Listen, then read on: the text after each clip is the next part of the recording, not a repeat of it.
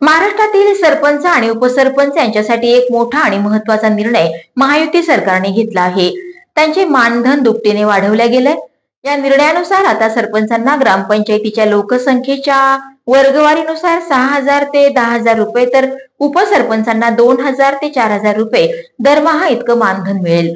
सध्या सरपंचांना 3,000 पासून ते 5,000 रुपये इतकं मानधन मिळतं, तर उपसरपंचांना दरमहा 1,000 ते 2,000 रुपयांपर्यंत मानधन मिळते। महाराष्ट्रातील 28,813 ग्रामपंचायतींच्या सरपंच आणि उपसरपंचांना या मानधन वाढीचा लाभ मिळेल।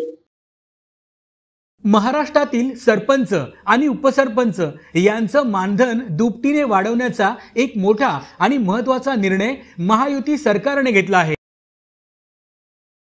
या निर्णयानुसार आता सरपंचांना ग्रामपंचायतीच्या लोकसंख्येच्या वर्गवारीनुसार 6,000 ते 10,000 रुपये तर उपसरपंचांना 2,000 ते 4,000 रुपये पर्यंतचं दरमहा मानधन मिळणार आहे। सध्या सरपंचांना 3,000 पासून ते 5,000 रुपयांपर्यंतचं मानधन मिळतं, तर उपसरपंचांना दरमहा 1,000 ते 2,000 रुपयांपर्यंतचं मानधन मिळतंय। महाराष्ट्रातील 28,813 ग्रामपंचायतींच्या सरपंच आणि उपसरपंचांना या मानधन वाढीचा मोठा लाभ मिळणार आहे।